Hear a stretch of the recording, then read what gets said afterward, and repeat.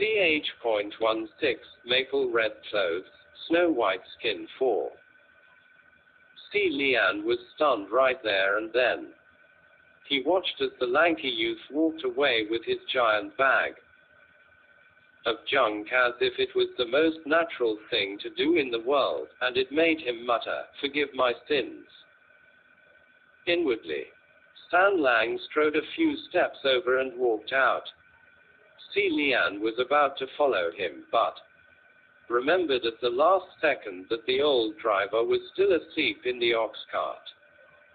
He went back around and woke the old man, advising him to keep the incident tonight a secret. After witnessing his powers, the old man didn't dare to say no, and hurriedly dragged his old Huang home. There was only a roll of straw mat left on the cart. Xie Lian carried it on his back, turned around, and saw that San Lang had already started climbing the hill towards Puqi shrine with his bag of random junk. Nearing the crooked, shaky shack that was Puqi shrine, San Lang lowered his head and puffed out a laugh, as if seeing something amusing. Xie Lian approached and saw that he was looking at his sign, requesting for donations, and cleared his throat. "As you see, that's it really. That's why I said you might not be comfortable here. It's not too bad," San Lang said. In the past, it had always been Xie Lian who told others, "It's all right, not too bad." Hearing it from someone else for the first time made him feel rather complicated. The Puqi shrine door had already long gone rotten, so Xie Lian had torn it down and replaced it with some curtains. He lifted the drapes and said, "Come on in." And San Lang entered the shrine with him. There wasn't much in the small shrine, only a long altar table, 2 small stools, a small cushion, and a donation box. Xie Lian reached for the bag in San Lang's hands, took out the fortune shaker, incense burner, some paper and miscellaneous stationery, and placed them on the altar table. Then he lit up a used red candle someone had stuffed into his hand while he was collecting junk, and the shrine brightened instantly. San Lang picked up the fortune shaker, playfully gave it a shake, and then put it down. "So, is there a bed?" Xie Lian silently took down the straw mat from his back and unrolled it to show him. San Lang raised his brows and asked, "There's only one." Of course Xie Lian didn't think he needed more than one, since he had only met the boy on his way back. "So," he said, "if you don't mind, we can squeeze a bit for the night." "That works too," San Lang said. Xie Lian then reached for the broom and swept the floor while San Lang looked around some more. "Gege, aren't you missing something in this shrine?" Xie Lian had just finished sweeping and was kneeling down on the mat when he heard this. He answered, as he patted their bedding, "Other than followers, I don't think there's anything missing." San Lang crouched down too, a hand propping up his chin. "What about the divine statue of the god?" His words reminded Xie Lian. How did he forget the most important thing for a shrine, a god statue? A shrine without its idol is no shrine. Although one could say the god himself was present, he couldn't possibly just sit up on the altar all day every day. Xie Lian contemplated for a moment and came up with a solution. "I bought some paper and ink today. I'll paint a portrait tomorrow." Painting a portrait of himself to hang in the shrine he built for himself to pray to himself. If the heavenly court caught wind of this, they'd probably laugh at him for another 10 years. But the cost of commissioning a sculpture was rather hefty, and that took time, too. So Xie Lian would rather be laughed for 10 years and save money instead. Unexpectedly, San Lang spoke up. A portrait. I know how to paint one. Need my help? Startled, Xie Lian smiled. Thanks, but I'm afraid you don't know how to paint the Prince of Xianlei, am I? Right. After all, most of his portraits were burnt and destroyed 800 years ago. No matter how many were left now, not many people would have seen him before. San Lang replied, Of course I do. Weren't we talking about him earlier on the cart? Xie Lian remembered the conversation. That was indeed the case. Earlier, he had said, You probably haven't heard of him before, but San Lang did not respond. Hearing him speak now, Xie Lian was surprised. He finished with the bedding and sat up straight. San Lang, don't tell me you really know him. San Lang sat down on the mat and replied, I do. Xie Lian thought that when San Lang spoke, his expression and tone of voice were quite fascinating. He was always smiling and laughing, but one could never tell whether his smiles were genuine or were actually mocking the other party for being an idiot. Having listened to him on the way back, Xie Lian was rather interested in San Lang's appraisal of him. Xie Lian moved to sit next to him and asked, So, what do you think about this Prince of Xianlei? Both men looked at each other under the lamp. The flame of the red candle flickered slightly. San Lang had his back to the candle light, and it was hard to see his exact expression with his eyes immersed under the shadows. After a moment, he replied, I think the Heavenly Emperor must not like him. Xie Lian wasn't expecting this answer, and paused. Why do you think that? Why would he have banished the prince twice then? San Lang replied. Xie Lian smiled a little and thought, indeed the thinking of a child. He lowered his head and slowly removed his belt. I don't think this has anything to do with like or dislike. There are many things in this world that can't be explained through like and dislike. Hn. Xie Lian turned around, removed his white boots, and continued, besides, one needs to be punished for making mistakes. The Heavenly Emperor was simply doing his duty. Perhaps, San Lang responded noncommittally. Xie Lian took off his outer robes, folded them, and was ready to place them on the altar table. Wanting to say more, he turned around, only to see San Lang's eyes staring at his ankles. It was hard to describe that gaze. It was icy but searing, scorching but with a hint of chill. Xie Lian looked down and immediately understood. On his right ankle was a black cursed shackle. The first curse was around his neck, and the second around his ankle. Both curses were placed in areas not easily concealed. In the past, if anyone asked, Xie Lian would lie and say it was for training purposes. But that answer probably wouldn't deceive San Lang. Thankfully, San Lang didn't say anything, and looked away after a while. Xie Lian laid down on the mat, and the youth obediently laid down too without removing a single article of clothing. Xie Lian figured he was probably not used to sleeping on the floor like this, and thought perhaps he'd find a way to get a bed. After all, let's rest. Xie Lian softly blew out the candle and all became dark once more. The next morning, when Xie Lian opened his eyes, San Lang wasn't next to him. He raised his head and stopped, stunned. On top of the altar, there hung a portrait. It was a portrait of a man with a golden mask, dressed glamorously in extravagant attire.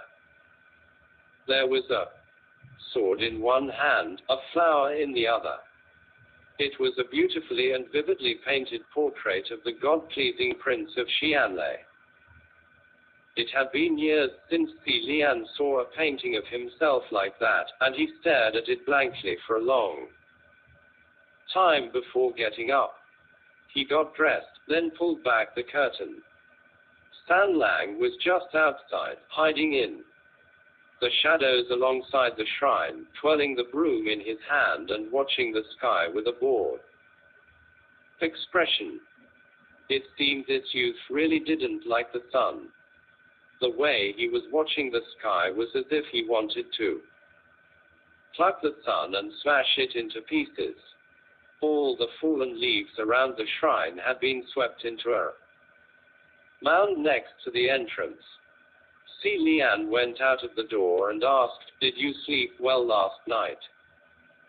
San Lang was still leaning on the wall, but turned his head over and said, "Not bad." Xie Lian walked over, took the broom from his hands, and asked San Lang, "Did you paint that portrait in the shrine?" San Lang replied, "Aha. It's really well done," Xie Lian praised. San Lang's lips lifted, but he didn't say anything. Maybe because he slept all over the place last night, his ponytail this morning seemed to be even more crooked, loose and casual. It actually looked quite nice. Casual but not messy, rather playful. Xie Lian pointed at his own hair and asked, "Want me to help you with that?"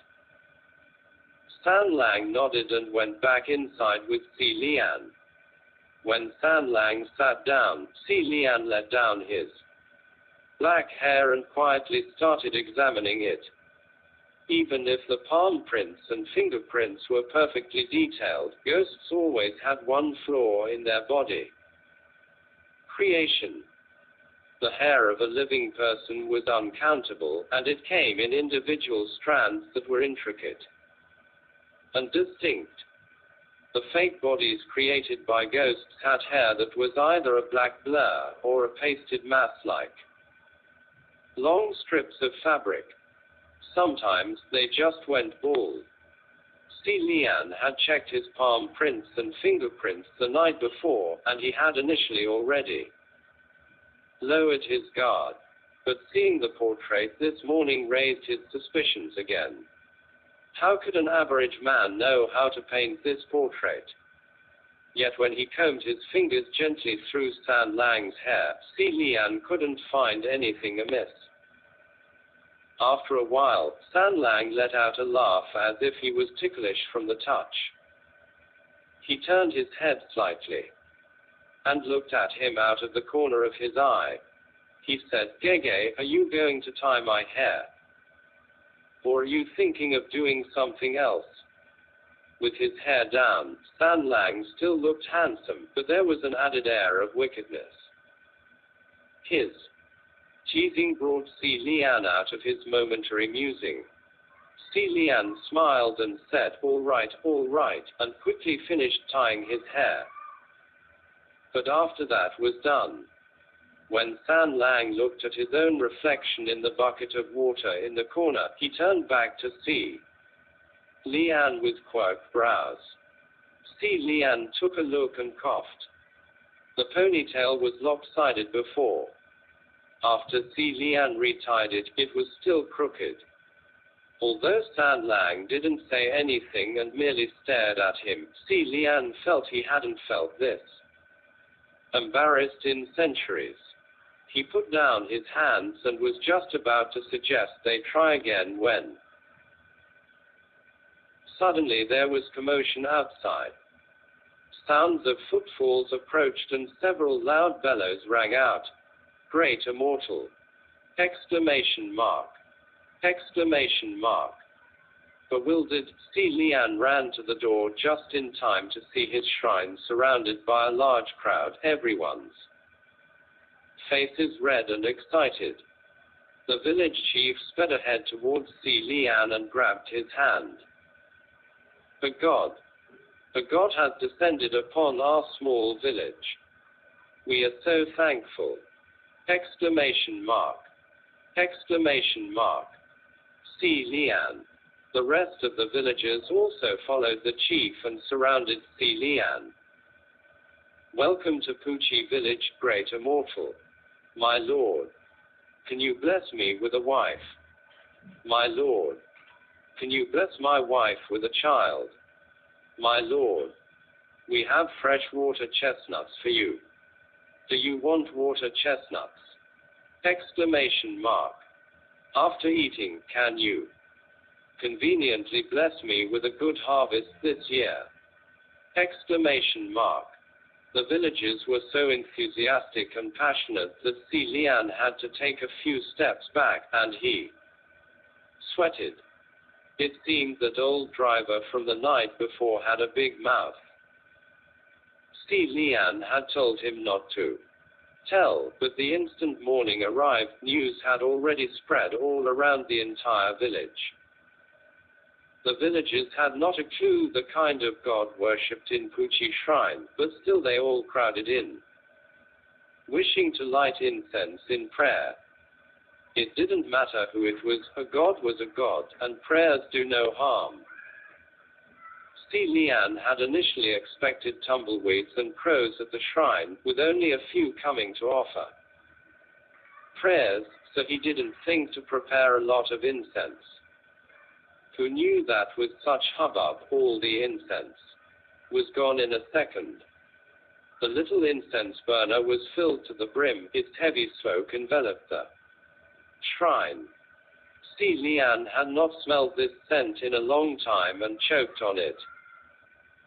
As he choked, he said, "Everyone, this shrine doesn't bless you with wealth, really, please stop wishing for wealth.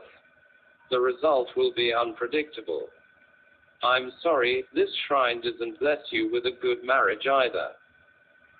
No, no, no, it doesn't grant pregnancies either." Stan Lang stopped caring about his sloppy hair and sat next to the donation box, one hand propping up his chin, the other grabbing water chestnuts to eat. Many village girls saw him and blushed. They said to Xie Lian, do you grant? Xie Lian didn't know what they were going to ask, but felt instinctively that it must be stopped immediately, and cried no. At last, when the crowd dispersed, the altar was filled with fruits and vegetables, even rice and noodles. No matter how this had happened, it was still a good abundance of offerings. Xie Lian swept the floor and took out the trash, and Stan Lang followed him out. The shrine is doing pretty well. Xie Lian shook his head and kept sweeping around. This was an unexpected turnout. Normally, there shouldn't be more than 1 or 2 passersby every month. How can that be? Stan Lang asked. Xie Lian glanced at him and smiled. This was probably thanks to your good luck. Saying so, he recalled that he wanted to change the door curtains, so he took out a new curtain to drape the front entrance. He stepped back to look at his work and noticed Stan Lang stood still before it. What's wrong? Stan Lang stared at the curtain thoughtfully. Following his gaze, Xie Lian realized he was looking more at the seal drawn onto the fabric. It was a seal that Xie Lian had drafted in passing before, complex and rigid. Originally, it was for warding off evil and to shield from intrusions, but since it was Xie Lian himself who drew it, who knew if it might attract bad luck instead? Since there was no door, though, it was still safer to have a protection ward just in case. Seeing this boy fixed in place before the curtain with the seal, Xie Lian's mind stirred. He called out, "Stan Lang." Could it be that the seal had blocked Stan Lang out of the door, preventing him from entering the shrine? Next chapter. Ch.17 Puqi Shrine talks the Guile tales of the Half Moon Pass. San Lang glanced at him and flashed a smile. I'm gonna head out for a bit. He turned and left after having tossed those words out casually. Xie Lian should have chased after him too. Ask about it, but he had a strange feeling that since San Lang had said he would leave for a bit, then for sure he wouldn't be gone for too long, he would definitely still return. Thus, Xie Lian went back inside the shrine.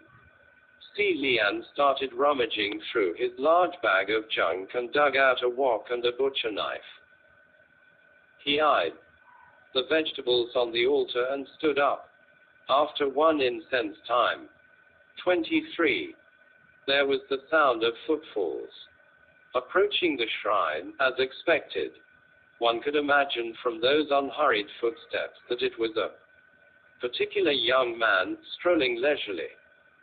The two objects in Xie Lian's hands had now transformed into 2 plates of food.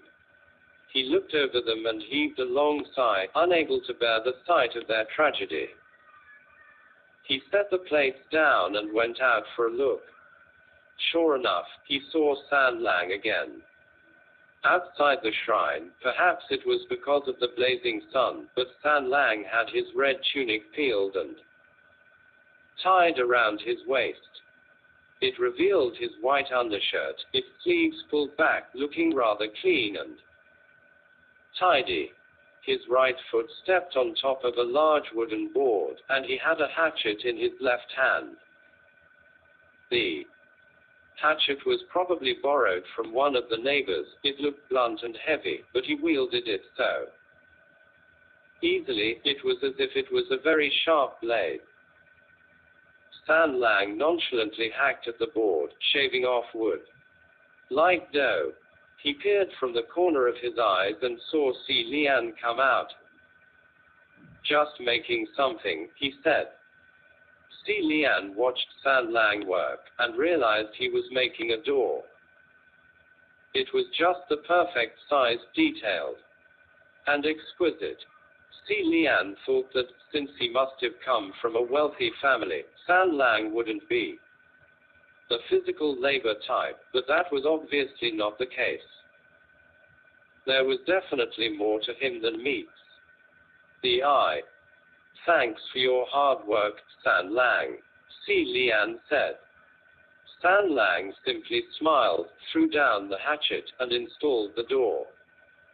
He knocked on it twice and said, if you're going to draw a seal, at least draw it on a proper door. Works better. Then he swept aside the curtain and entered the shrine. It seemed that the seal on the curtains really had no effect on him, and he didn't even care for it. Xie Lian closed the new door behind him, but couldn't help but open it again, then close it. He opened and closed it again. Then again. Amazed by how well it was made, Xie Lian opened and closed the door several times before suddenly realizing how foolish he was being. San Lang had already sat down inside, and Xie Lian left the door to bring out steamed buns the villagers had offered earlier in the morning onto the altar table. San Lang took a look at the buns and didn't say anything.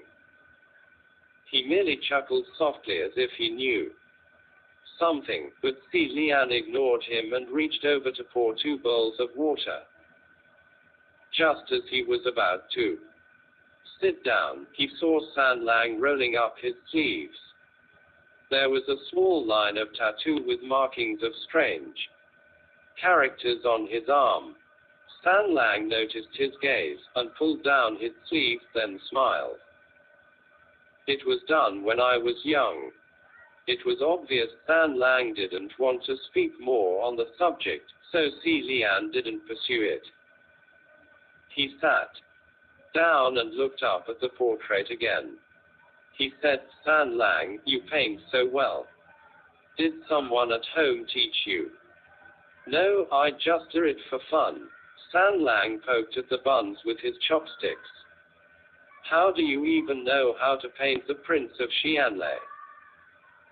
Xie Lian asked. Didn't you say I know everything? Of course I know how to paint him too. San Lang laughed.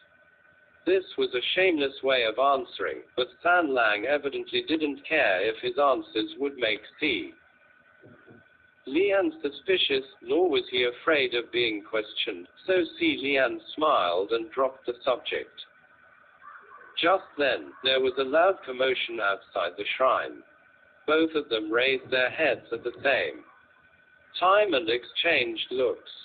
Someone started knocking on the door urgently, shouting, "Great Immortal! Something's happened! Great Immortal, help!" Xie Lian opened the door and saw a number of villagers surrounding his door.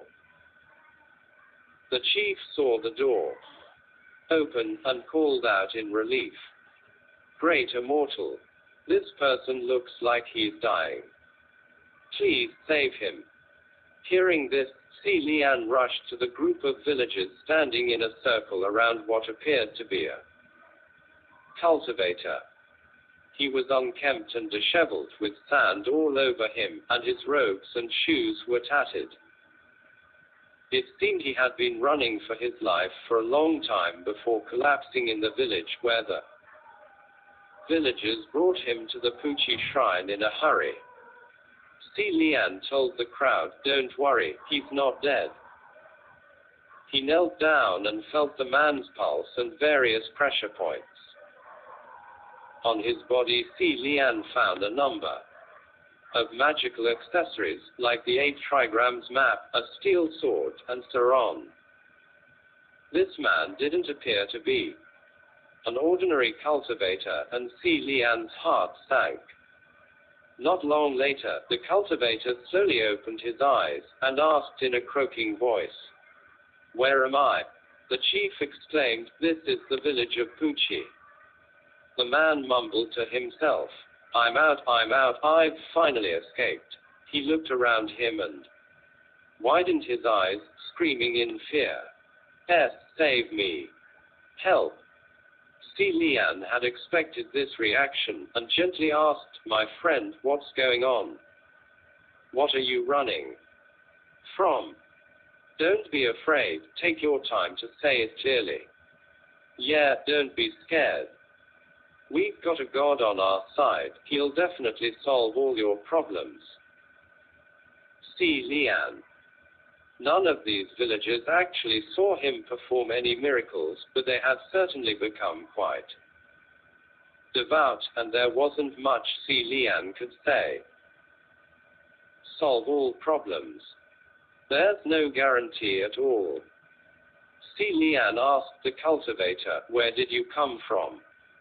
I've come from the Banyu. 24 pass. That cultivator replied. The villagers looked at each other. "Where's that? Never heard of it before." Xie Lian explained, "The Banyu Pass is in the northwest, a fair distance away." "How did you make it over here?" I've finally escaped and came here." His words were incoherent and his mood unstable. In such a situation, the more people around, the harder it was to speak with everyone talking at the same time. So Xie Lian said, "Let's talk inside." Xie Lian easily lifted the cultivator up from the ground and helped him into the shrine. He turned to say to the villagers, "Everyone, please return. Don't watch anymore. Great Immortal, what's happened to him? Yeah, what's going on? If there's anything we can do to help." The villagers were very enthusiastic, but that was precisely what was making this more difficult. Without any choice, Xie Lian told them seriously, "He may be bewitched." Upon hearing this, the villagers were greatly alarmed. Bewitchment was no joke. Better not stick around. The crowd broke up and everyone hurried away. Xie Lian didn't know whether to laugh or cry, and shook his head. He closed the door. Stan Lang was still at the table playing with his chopsticks, and he eyed the cultivator closely. Don't worry about him. Keep eating, Xie Lian told him. He then set the man down on the other stool. While he stood, my friend, I'm the shrine master here, and also something of a cultivator. Don't be nervous, you can tell us if there's anything. I can perhaps give you a hand if there's anything I can help with. You mentioned the Banyu Pass. The cultivator took a few gasps of air. After coming to a place with fewer people and listening to Xie Lian's comforting words, the man finally calmed down. Have you ever heard of the Banyu Pass? I have, Xie Lian said. It's a city. 25 built within an oasis in the Gobi Desert. It received its name from the beauty of its night scenery.